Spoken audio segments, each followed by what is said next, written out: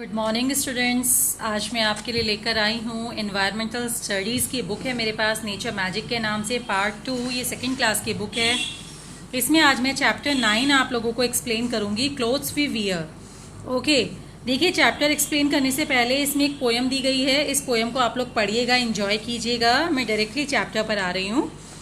Yes, we wear clothes to cover our bodies. हम कपड़े पहनते हैं अपने शरीर को ढकने के लिए। Clothes protect us from heat, cold and rain. कपड़े हमारी गर्मी, सर्दी और वर्षा से रक्षा करते हैं। They also protect us from insect bites. वे हमें कीड़ों के काटने से भी बचाते हैं। We look smart and decent in clothes. कपड़े पहनकर हम सुंदर और सभ्य लगते हैं। We wear clothes according to weather और सीजन। हम मौसम के अनुरूप कपड़े पहनते हैं।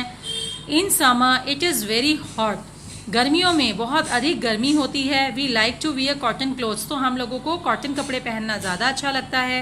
दे are light and keep us cool. क्योंकि कॉटन कपड़े हल्के होते हैं और शरीर को ठंडा रखते हैं। Cotton clothes also absorb sweat that comes from our body. जो सूती कपड़े होते हैं वो पसीना भी सोखते हैं, इसलिए भी वे गर्मी में बहुत पसंद किए जाते हैं। In winter the days are cold. We like to wear woollen clothes. These clothes keep us warm. सर्दियों में हम वूलन क्लोथ्स पहनना पसंद करते हैं क्योंकि वूलन क्लोथ्स हमारी बॉडी को गर्म रखते हैं। In rainy season it rains often. On a rainy day we use umbrellas and wear raincoats when we go outdoors. बरसात के मौसम में क्योंकि अक्सर बारिश होती रहती है तो हम लोग अम्ब्रेलाज का यूज़ करते हैं और रेनकोट पहनते हैं जब भी हम घर से बाहर जाते हैं। They keep us dry. क्योंकि रेनकोट की मदद से क्या होता है, हम भीगते नहीं हैं, हमारा शरीर सूखा रहता है। Clothing materials. Clothes are made up of different material like cotton, wool and silk. बच्चों, कपड़े बनाने के लिए अलग अलग तरह का मटेरियल यूज़ किया जाता है, जैसे कि कॉटन यानी कपास, सूत भी कहते हैं इसे, वुल ऊन और सिल्क रेशम। We get cotton from the cotton plants. It is cleaned and made into thin thread called yarns. आप देख सकते हो इस पिक्चर में कॉटन इस तरह से उगता है। कॉटन का फूल है ये। ओके, इस तरीके से कॉटन उगता है। इसको लेकर मशीनों द्वारा इसको साफ करके इसका पतला सूत तैयार किया जाता है, धागा, जिसको यार्न्स कहते हैं, सूत कहते हैं। Okay, yarns are spun and woven into clothes in cotton mills. फिर इस सूत को कॉटन मिल्स में ले जाकर बुना जाता है, जिससे कॉटन क्लॉथ रेडी होता है। ऐसे ही we get wool from the fleece. Fleece is the hair that grows on a sheep's body. जो हमें ऊन है वो हमें एक फ्लीस कह सकते हो, मतलब ऐसी चमड़ी जिसमें रोएदार बाल होते हैं, ठीक है, उससे प्राप्त होते हैं। और फ्लीस क्या होते हैं, ये होते हैं शीप की बॉडी में जो खाल होती है उस पर उगे हुए बाल। Okay, fleece is spun into yarns. Yarns are woven into woollen cloth in mills. फिर ये फ्लीस जो है ये क्लॉथ मिल्स में पहुंचाया जाता है, जहां पर से इनका यार्न यानी सूत बनाया जाता है, धागा बनाया जाता है और फिर इनके कपड़े बुने जाते हैं। Silk come from cocoons of silkworm. रेशम के कीड़े को कोकून कहते हैं। कोकून ने जो जाला बुनती है ना पत्तियों पे, उससे हमें सिल्क प्राप्त होता है। बच्चों, आपने मकड़ी का जाल देखा होगा, ठीक इसी तरह से पेड़ की पत्तियों पर कोकून नाम का एक कीड़ा होता है जो जाल बुनता है। रेशम का कीड़ा इसे कहा जाता है। इस जाल से रेशम प्राप्त होता है, ठीक है। Cocoon are boiled and silk thread are separating from them. Cocoons को बॉयल किया जाता है, फिर हमें ये सिल्क प्राप्त होता है, ठीक है। बेटा, कोकून कीड़ा नहीं है, कोकून वो बंच है, वो गुच्छा है जो सिल्क वॉर्म द्वारा, रेशम के कीड़े द्वारा बुना जाता है। ये कह लो रेशम के कीड़े द्वारा बनाए गए जाल को कोकून कहते हैं, ठीक है।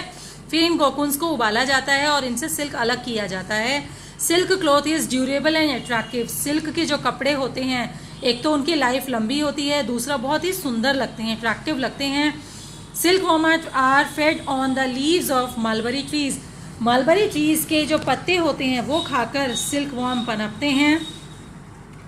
नेक्स्ट आपको बताया है पीपल इन यूनिफॉर्म। वर्दी में लोग। वर्दी क्या होती है बच्चों?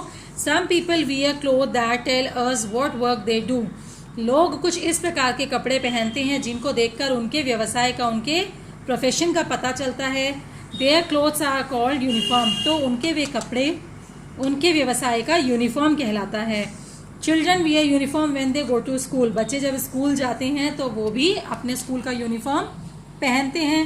इसी तरह से अ सेलर एक नाविक, एक नर्स, एक सिपाही, एक पुलिस वाला, एक डॉक्टर, एक लॉयर, इन सभी के अपने अलग अलग यूनिफॉर्म होते हैं।